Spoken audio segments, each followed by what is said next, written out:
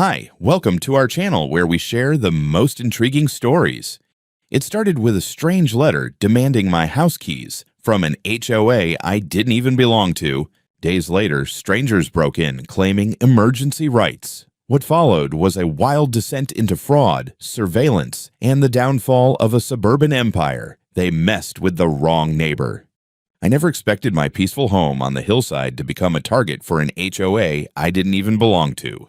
It was a quiet Thursday morning, 2 days before my flight to Vancouver, and I was wrapping up a client deployment from my home office when I noticed a manila envelope wedged into my mailbox. No postage, no delivery slip. Just a logo in the corner. Saguaro Pines Estate HOA. My stomach dropped a little, not out of fear, but annoyance. I already knew where this was going. Inside was a neatly formatted letter titled, Request for Temporary Access, Vacation Safety Compliance. The tone was polite, but the message was insane.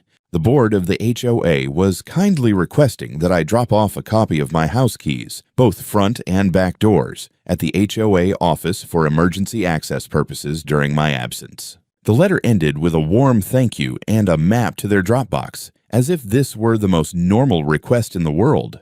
Now, for context, I don't belong to Saguaro Pines HOA. I never did. My property borders their development, but it's entirely separate. My parcel predates their subdivision by decades. I've got a full copy of the survey and deed to prove it. Still, I'd heard from a few neighbors that the HOA's president, Karen McNaughton, had a habit of including homes that weren't technically under her domain. I'd even heard stories of her asking for lawn service fees from homes a block outside the border. I figured if I ignored her, she'd get bored and move on.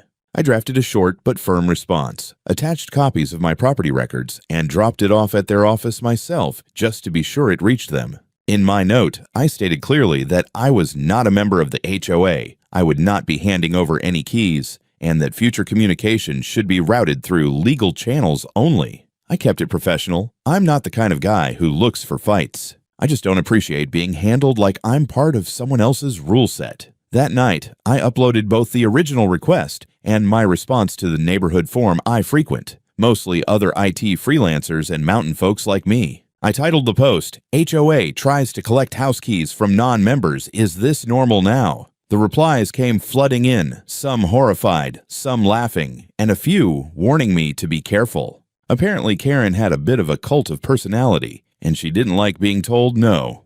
The next day, things got weirder. Around noon, I was working from the patio with my coffee when I noticed two men I'd never seen before, standing at the end of my driveway. Both had matching polo shirts with the Saguaro Pines logo embroidered on the chest and cheap sunglasses straight out of a gas station display. One of them was holding his phone vertically and filming my front door. The other paced slowly along the gate, pausing occasionally to zoom in on my mailbox, porch light, and camera system. I stood up and called out, "Can I help you, gentlemen?" One of them responded without missing a beat. Routine HOA documentation. Nothing to worry about, sir. I took a few steps toward the gate. This property is not under your jurisdiction. I already responded to your president. He shrugged and kept filming. Just making sure the property is secure before your trip. Leave, I said calmly but firmly. Now. They didn't argue. They turned, muttered something to each other, and walked back toward their truck, which, by the way, also had a magnetized HOA logo slapped on the side. I watched them drive back toward the development like nothing had happened. No shame. No hesitation, as if this was part of a regular checklist. I texted my brother Miles that night. He's an attorney in Phoenix who's used to HOA drama, and when I told him what happened, he immediately replied, "Do not leave that house unattended without full monitoring. They're testing the fence." That phrase stuck with me. Testing the fence. Like they were poking the edges to see what they could get away with. Still, I had everything set up. Motion sensors, interior cams, tamper alarms, and an external monitoring service with instant notification and dispatch. I even had backups in case the internet dropped. I triple-checked everything before I went to bed. The next morning, I left for the airport at 5. I couldn't shake the feeling that I was leaving something exposed. But I also couldn't cancel a long-awaited trip because some HOA weirdo thought my house was her summer timeshare. I should have known it wasn't over. The flight to Vancouver was smooth, but I never fully relaxed. Even as I checked into my hotel and unpacked, I kept checking my phone like a man waiting for a bomb to go off. I had alerts set up on my home system, motion sensors, interior mics, camera feeds, all of it routed through a secured app. First night, nothing. Second day, quiet. I started to think maybe I'd overestimated how far Karen would go. Maybe she got the message. Then I woke up on Sunday to 6 missed notifications from my security company and a voicemail from the Pima County Sheriff's Office. The message was calm, professional, and utterly surreal. Mr. Rhodes, this is Deputy Klein with Pima County. We received a welfare check request from the Saguaro Pines Homeowners Association citing a concern about possible animal endangerment at your residence. Officers made entry after failing to confirm interior safety via visual inspection. If you have any questions, please call us back at the number provided. Animal endangerment? I don't own a dog, a cat, not even a damn fish. I was already reaching for my laptop, pulling up the security feed from the night before. The first alert came in at 9:41 p.m. 3 individuals approaching the side of the house with flashlights, not uniforms, polos again. One of them kneeled and started working on the rear lock. The second alert showed the rear door opening at 9:47. The third feed, 2 men entering my kitchen like they were checking into a rental. I tapped into the audio log and heard one of them mutter, "Told you the back door was easier." Another responded, "We're only supposed to be here overnight." Karen said 24 hours, max. My coffee went cold in my hand. I scanned forward. More footage, one of them pulling a duffel bag upstairs. The other sitting in my living room scrolling through his phone like he paid rent. I called the sheriff's office immediately. A dispatcher confirmed that officers had visited the house, but were told by HOA representatives that the homeowner had pre-approved temporary access. I barked, they broke in, I didn't approve anything. I've got video, timestamps, and a goddamn door lock log that shows forced entry. The line went quiet for a second, then the dispatcher calmly said she'd notified Deputy Klein and elevate the matter to a supervisor. I could feel the cold rage building behind my eyes. I caught the next available flight back to Arizona. By the time I landed, it was late evening. I didn't even go home first. I stopped by my brother Miles's office. He reviewed the video footage with tight lips and silent nods. When it ended, he looked at me and said, "You realize this is beyond civil now. They committed felony trespass. And if they changed the locks, that's constructive eviction. This is textbook criminal. We printed everything. Stills from the videos, footage timestamps, lock logs, even a screen grab of the guy scrolling on my couch." Miles handed me a manila folder. "You're walking in there with evidence. If the cops hesitate, you shove this under their noses." When I finally arrived home just before midnight, my front gate was unlocked, my motion lights already on, and the rear door had a brand new lock, one I didn't install. There was a light on in the upstairs guest room. I took a breath, pulled out my phone, and dialed 911. "Pima County, what's your emergency?" "Yes, this is Daniel Rhodes. I am the legal property owner of Address. There are unauthorized individuals inside my home. I believe a break-in has occurred. I have video evidence. I am outside, I am not armed, and I'm waiting for law enforcement. They told me to wait in my vehicle." I backed up slowly, parked at the edge of my own gravel driveway, and kept the dome light on. 2 squad cars arrived within 10 minutes. I stepped out with my hands visible, documents in one hand and my phone in the other. The first officer approached. "Mr. Rhodes?" "Yes, sir. I've got identification and proof of ownership right here. The people inside are not guests. I have video of them breaking in through the back." Another officer was already heading around the side with his flashlight. The first one scanned the documents, his expression tightening when he reached the HOA letter and the time-stamped camera logs. Then the radio crackled. "We got 2 males inside. They say they're security detail from the HOA." The officer looked at me. "You authorize that?" I let out the sharpest laugh I've probably ever made. "Absolutely not." "Copy that," the officer said into his radio. "Requesting them to step outside. Detain for questioning." It took less than a minute. The 2 guys walked out looking like they'd just been caught crashing a wedding. Both wore HOA shirts. One had the gall to ask, "Is this really necessary?" The officer responded, "You're occupying a residence without owner consent. You're lucky you didn't get shot." They tried to argue, said they were following orders, that Karen had the authority. The officers separated them and started asking for identification, permits, anything that gave them a legal basis to be in the house. They had nothing. I was finally allowed inside. Everything felt off. Things had been moved. My office door was ajar. There were water bottles on the kitchen counter that weren't mine. My books were stacked differently. One of them had even used my razor and left it wet in the bathroom. That's when I saw the envelope, on the kitchen island. HOA letterhead. Inside, a handwritten note that read, "Temporary custody assumed for security per HOA bylaws. Thank you for your cooperation." No name, no signature, just audacity. The two men stood there like squatters who didn't realize they were squatters yet. One had the nerve to ask the deputy, "Is this really necessary?" As if they were being inconvenienced by being removed from a home they didn't own. The deputies were surprisingly patient, more than I would have been. They separated the two, asked for IDs, and started checking their names through dispatch. I stood on my porch, arms crossed, watching the whole circus play out under the floodlights. My own house, my own driveway, and somehow I was the one who had to prove ownership. I pointed to the door frame. That lock was changed. I have the original in my garage. The deputy nodded. "We'll want that for evidence." He walked me back inside. The place felt wrong, violated. It wasn't trashed, but it had that unmistakable sense of being lived in by people who didn't belong. A crumpled burger wrapper in the kitchen trash, half a soda left on the bookshelf in my office, the toilet seat up in the guest bathroom. That's when I noticed the black duffel bag by the back door. I unzipped it and found a set of labeled folders, each one with an address and dates written in pen. Some were mine, most weren't. HOA watch logs, apparently. But this wasn't security. It was occupancy tracking, like a timeshare schedule. I showed one of the deputies. He frowned and asked me to bag it. "We'll need that." Outside, the second deputy was asking the guy in the towel about a so-called mandate from the HOA. He kept referring to something called the Emergency Access Initiative, claiming it gave the HOA rights to temporarily occupy unattended properties adjacent to the community during heightened safety alerts. It sounded made up because it was. The deputy asked, "Do you have any written authorization for this property?" "No, but Karen told us it was standard." "Do you have a contract, an agreement, anything signed by the property owner?" He hesitated. "Karen said it would be fine." "Yeah, Karen says a lot of things." When the IDs came back, it turned out one of the guys had a record, trespassing, 2 DUIs, and a suspended private security license.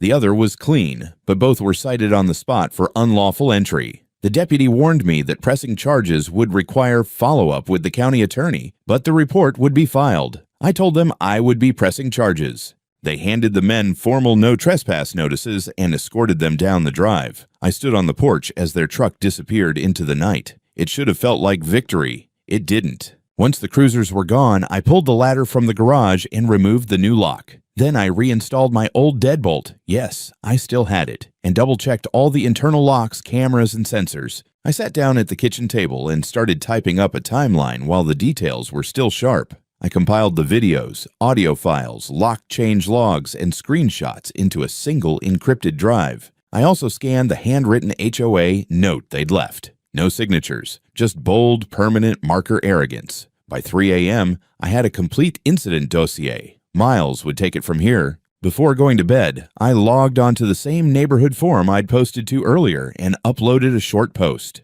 Update: HOA broke into my house while I was gone. 2 men removed by sheriff. I'll be pursuing charges. Lock your doors. I signed it off with, "Not kidding anymore." By noon the next day, Miles had everything organized. He drove down from Phoenix himself, folders in hand, calm but tight-jawed. When my brother's jaw tightens, someone's getting sued. We met with a detective from the County Property Crimes Unit, a sharp guy named Rodriguez who looked too young to be running felony investigations, until he opened his mouth. He flipped through the documents we brought, reviewing the security footage and voice clips like he was assembling a case in real time. When he reached the part about the fabricated HOA letter left on my counter, he froze. "This signature line," he said. "You know who Ethan Travers is?" I shook my head. Should I? "He doesn't exist. We've had HOA cases before. That name pops up when they want to sound official but have no legal backing. He's a ghost attorney." Miles leaned forward. "You're saying they made him up?" "Not just made up, used across multiple neighborhoods. A sort of HOA boogeyman. Only this time they used his name to justify breaking and entering." Rodriguez took the bag with the duffel full of property folders and told us he'd be launching a criminal investigation immediately. It wouldn't just be trespassing anymore. Now we were in the realm of forged legal documents, identity fabrication, and impersonation of authority. While Miles handled the formal filings with the district attorney, I turned my attention back to Karen. I hadn't heard from her directly since this circus started. No apology, no email, not even a passive-aggressive reply on the neighborhood forum. But that silence didn't last. That night, my neighbor Patricia texted me a photo. It was a flyer taped to every mailbox in her cul-de-sac. Title: Community Safety Alert regarding recent events. Below it, a blurry security cam still of me walking toward the two intruders with my phone in hand. Beneath the photo was a paragraph claiming that I was a hostile actor with a dangerous attitude toward neighborhood security efforts and that I had publicly refused community cooperation that could endanger local safety. The flyer warned residents to report any suspicious activity involving the road's property and ended with a quote, "Good neighbors share, bad neighbors threaten." There was no signature, of course, but we both knew who wrote it. I stepped outside and found one taped to my own mailbox, fluttering slightly in the breeze. I took it down, folded it once, and threw it in the trash. Then I checked the security footage. Sure enough, someone had walked the whole road at 5:27 a.m., taping the flyer silently like it was a covert military op. Hoodie, gloves, ball cap, petty? Yes. Illegal?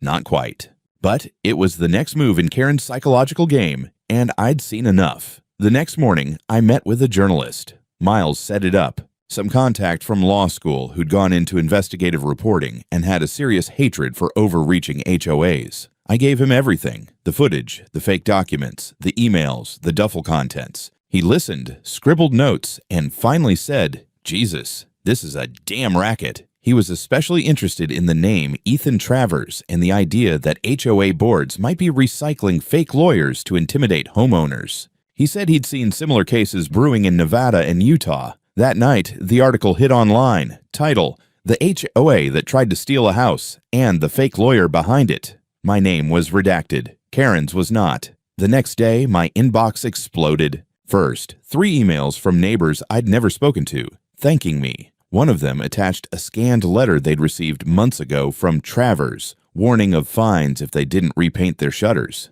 Another sent me drone footage of HOA volunteers walking onto properties during holiday weekends. Then came an anonymous tip. The email simply read, "Check your house history. Your address was listed on Airbnb last year." Listing name was Desert Peace Escape. Owner T. McNaughton. Karen's husband, T for Thomas. The Airbnb listing was still live when I opened it. It was under a host named T. McNaughton, based in Tucson. Photos looked eerily familiar. The living room staged almost identically to mine, with the same couch, the same bookshelf, even the throw blanket I thought I lost 6 months ago. Only difference, different angle, cropped out identifying details. The title read, "Quiet Desert Retreat, Bordering Protected Wildlife. Nightly rate, $275. My house, my land, my furniture." I stared at the listing for a long minute, then copied everything: screenshots, host ID, contact info, metadata. I forwarded it to Miles. His reply came in under a minute. "We are filing wire fraud and real estate misrepresentation charges. Forward this to the detective too." Detective Rodriguez was just as stunned. "They listed your property while you were living in it." Apparently, even while I was sleeping in it. By the afternoon, a subpoena was already drafted for Airbnb records tied to that host account. But we didn't have to wait long for the next twist. Another neighbor and an older guy named Walt stopped by with a printout in hand. "Figured you might want to see this," he said. "It's a rental agreement. Karen asked me to sign it last spring. Said it was a mutual benefit pilot program." I didn't go for it. The paper was titled Temporary Property Stewardship Authorization. It was formatted like a real legal agreement, complete with fake clause numbers, but what caught my eye was Clause 5B. Saguaro Pines HOA reserves the right to access, maintain, or offer the property for verified short-term emergency residence or protective tenancy at its discretion. Protective tenancy. I nearly laughed. They made up a phrase just to justify squatting. Walt leaned on his cane and looked toward the ridge. Never liked that woman. Knew she was too slick, but no one wanted to challenge her. We all just wanted peace. That peace was gone now. That evening, a black SUV pulled up near my gate. A man got out, camera in hand, and started photographing my house again. I stepped outside and shouted, "Hey, this is private land." Identify yourself. He raised a hand, totally unfazed. I'm with HOA Legal, documenting condition of the premises after non-cooperative behavior. You're trespassing. He snapped one last photo, got back in his vehicle, and drove off. Within the hour, I received a letter slid under my door. Unmarked envelope. Inside, another HOA notice. This one, a compliance warning. According to them, I had failed to maintain acceptable community relations and was subject to remedial review. The document claimed a vote would be held among all residents impacted by the road's property, with options including forced mediation, exterior inspections, or, absurdly, caretaker oversight. Caretaker oversight. The same language you'd use for an abandoned dog. I scanned the signature line. No Ethan Travers this time. This one was signed by Board Oversight Chair T. McNaughton, Karen's husband. There it was, plain as day. The whole thing was a family operation. Miles read the notice and started laughing. They're not even pretending anymore. They think if they say it in legal-sounding language, it becomes real. Rodriguez agreed. This just crossed into organized fraud. We're adding new charges. The next morning, everything started moving faster. Airbnb froze the listing after we submitted the report. County records showed that Karen had repeatedly registered homes on the fringe of the HOA as emergency use safe units. Most had no idea their homes were being offered behind their backs. At least 6 other residents were listed on the duffel bag logs we'd found. By noon, Rodriguez had a warrant. Not for Karen, not yet, but for the HOA office itself. A nondescript building behind the tennis courts, always locked with a keypad and surveillance cameras pointed in every direction. They executed the warrant at 2:30 p.m. sharp. Inside, they found rental contracts, lists of absentee owners, spreadsheets of revenue payouts, and a calendar that showed which houses were booked, when, and who handled access. The names McNaughton appeared on nearly every page. A locked cabinet labeled Legal Affairs contained dozens of folders, many addressed to residents outside the HOA. Some had names I recognized from the forum. Every folder had the same forged letterhead, same fake signatures. Rodriguez stood in the middle of the office and muttered, "This isn't just an HOA gone rogue. This is a real estate scam wearing a homeowners association mask." By the next morning, the fallout had begun. The raid on the HOA office hadn't gone unnoticed. Someone posted a blurry photo of the search warrant taped to the door, and within hours, the local Facebook group for Saguaro Pines turned into a digital courtroom. Some residents were furious, claiming they'd never authorized anything. Others still defended Karen, insisting it was all misunderstood community management. And then came the threats. I woke up to a dozen voicemails. 3 were from unknown numbers, all using the same line. "You're putting our neighborhood at risk. Back off." One just hissed, "We know where you live," and hung up. Cute. Real original. Then the power went out. At first, I thought it was a coincidence. Arizona's grid isn't exactly flawless. But when I checked the breakers and saw the meter box tampered with, I knew it wasn't random. Someone had removed the external lock, flipped the main shutoff, and left a neat little sticker on the panel. Pending review, Saguaro Pines Infrastructure Oversight. They were still trying to act like they had authority. Still using those printed stickers like badges of power. I called the electric company and had a technician come out. He confirmed that the outage was manual, not systemic. While he was there, we noticed a second tamper attempt on my fiber box. Someone had tried to clip the line but got spooked or lazy halfway through. Rodriguez took more photos, filed additional reports, and told me, "You're now under coordinated harassment. Don't let your guard down." I didn't. I added a second layer of security cameras, rerouted the power feed internally to a hidden switch, and wired motion-activated spotlights around the rear perimeter. Miles offered to stay over, but I said no. I wasn't going to be run out of my own damn house. 2 days later, the next stunt dropped. Someone filed an anonymous complaint to Child Protective Services, alleging that my property was unsafe and may involve an unreported minor in danger. I don't have kids. Never have. The CPS agent who showed up looked almost embarrassed to be there. She told me off record that the report was vague and clearly malicious, but they were required to follow up. "Your name came up in a cluster of recent complaints," she said quietly. "You're not the only one." That afternoon, I received a certified letter, a cease and desist from the HOA's legal counsel signed by none other than T. McNaughton, JD, except there's no bar number, no firm address, no legal standing. The letter accused me of defamation, digital libel, and malicious slander for participating in the news article. It demanded I take down my forum posts, retract all public statements, and issue a formal apology to the HOA and its leadership. I handed the letter to Miles. He laughed out loud. They're panicking. That evening, one of my hidden cameras triggered. A kid, maybe 16, hoodie, sneakers too clean, was slipping a note into my mailbox.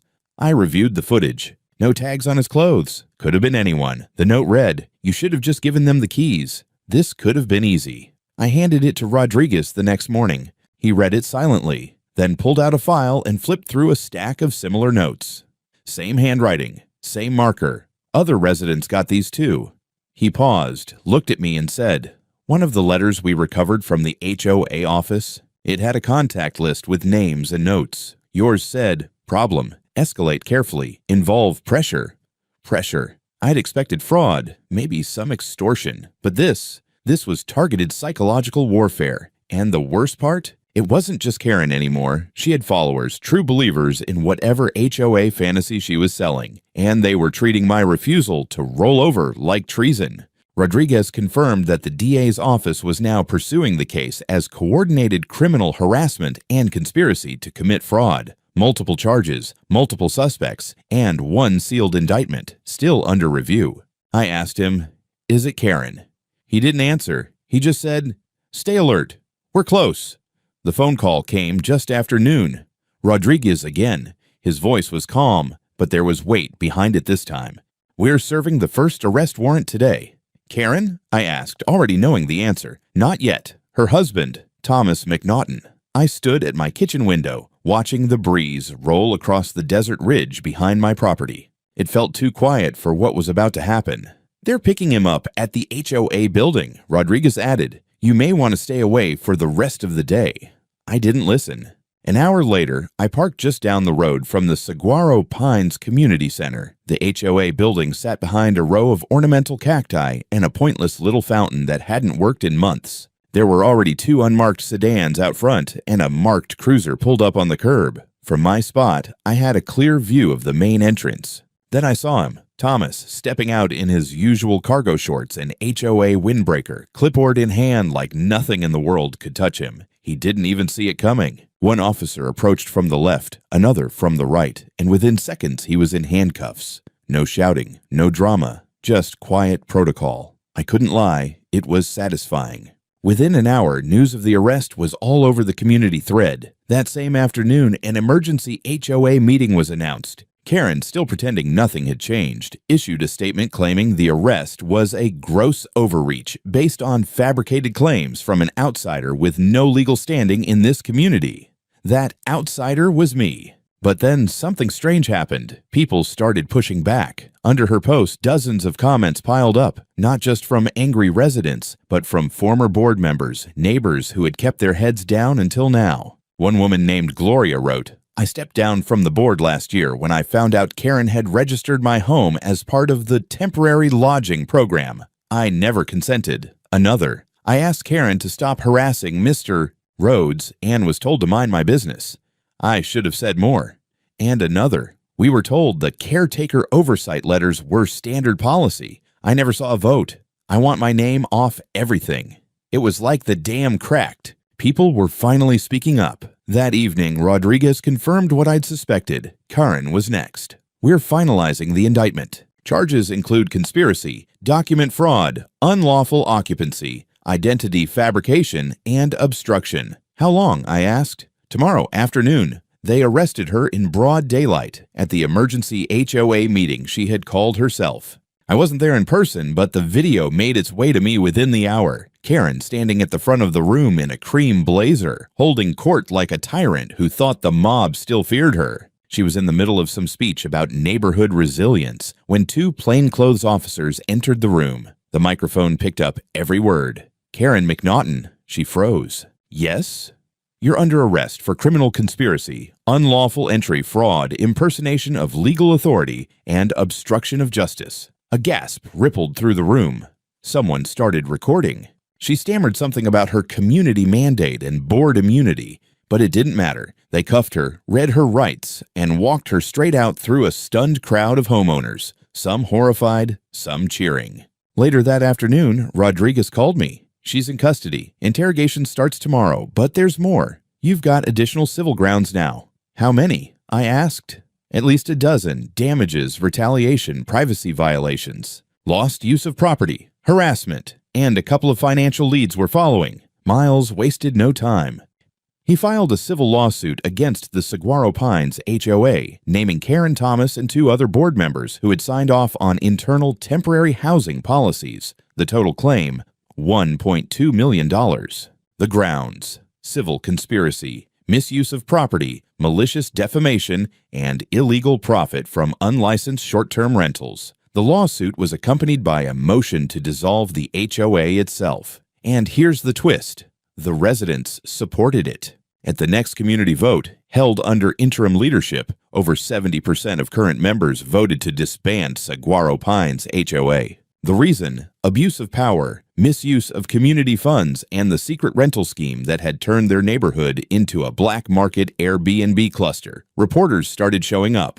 The local news ran a full segment with clips of Karen being arrested, intercut with footage of my house, my security cameras, and scanned copies of her fake letters. They called it the HOA that went too far. It hit the national news 2 days later. In the meantime, I stayed focused. Rodriguez handed over copies of the investigation report for my civil claim. Inside were emails between Karen and third-party booking agents, texts with her husband arranging cash pickups from guests, a full map of the HOA territory with handwritten notes, homes tagged as vacant, cooperative, or resistant. Next to my name, needs removal, problematic. I handed the report to Miles. "I want every penny," I said. "You'll get it," he replied, and then some.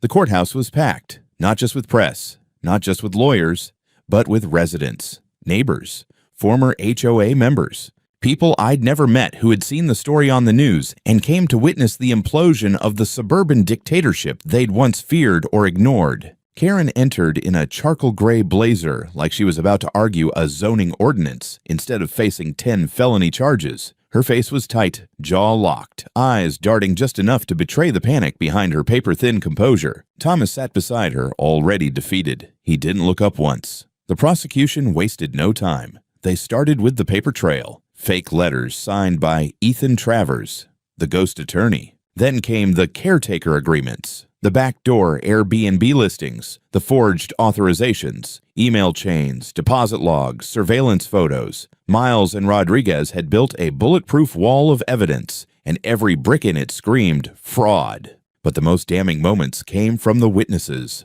Gloria from the HOA board testified that Karen had intentionally misrepresented legal boundaries and board authority, convincing members that emergency protocols justified trespassing. Walt, the neighbor with the cane, took the stand next. He testified that Karen had offered him a cut if he allowed his property to be used during snowbird season. It was all about money, he said, not safety. Never safety. Another homeowner said she'd returned from a hospital stay to find strangers sleeping in her guest room. They said they were part of a community program. I thought I was losing my mind. Then came my turn. I walked to the stand, looked Karen in the eye, and told the court everything, from the letter requesting my house keys, to the break-in, to the threats. The night I flew home and found strangers in my house. The power cut. The CPS report. The note in the mailbox. I ended with the photo Rodriguez had shown me, the HOA internal memo with the words "needs removal problematic" scribbled next to my name. They didn't just violate my rights, I said. They planned it. Karen's attorney tried to claim it was all a miscommunication rooted in community good faith, but the judge didn't buy it for a second. He called it a clear and deliberate abuse of power, cloaked in pseudo-legal authority. The verdict came swift. Karen McNaughton, guilty on all counts. Criminal conspiracy, fraud, unlawful occupancy, impersonation of legal authority, obstruction of justice, and multiple counts of retaliatory harassment. Sentence: 18 years in prison, no possibility of parole for the first 10. Thomas received 11 years, and 2 other board members accepted plea deals for lesser sentences. The HOA, once feared, was officially dissolved by court order that same day. I walked out of that courthouse not smiling, not gloating, just relieved. Finally, it was over, not just for me, for everyone they tried to silence. It took a few months, but the money came through. $1.2 million in damages, approved by the civil court. HOA insurance covered part of it, what little they had left, and the rest came from the personal assets of Karen and Thomas McNaughton, their house, vehicles, bank accounts, all frozen, all liquidated. I heard Karen cried when they towed her Mercedes out of the driveway. That was the only time I smiled. I didn't blow the money. I didn't buy a boat or disappear into some mountain bunker. I reinvested into security, real security. I rebuilt the fence line, added biometric locks, upgraded every camera, and installed a perimeter system that would make Fort Knox feel jealous. My house now runs entirely off-grid with solar and backup battery power. I even built a storm shelter with a panic room inside, mostly as a personal joke. But it wasn't just about me. The HOA's dissolution sent shockwaves through the region. Other communities started asking questions. Other residents began checking their bylaws. And Miles. He left his job at the firm and started a small practice focusing solely on HOA abuse litigation. Within 6 months, he had 23 clients and counting. People who finally found the courage to say, enough. The empty HOA building was sold to the city and converted into a volunteer-run animal rescue center, a fitting repurpose for a place that used to bully people in the name of order. I still get emails, people who saw the case, read the coverage, or heard about the guy who took down an entire HOA. Some want advice, some want revenge, some just want to say thank you. I answer when I can. One day, I got a letter in the mail. Handwritten, no return address. Inside was a single line on an index card. You didn't bend. You didn't break. You reminded all of us. I don't know who sent it, but I framed it. It hangs just inside the front door. And on the gate at the top of my drive, there's a new sign. Simple, clear, final, private property. No HOA. No exceptions. I haven't had a single unwanted visitor since.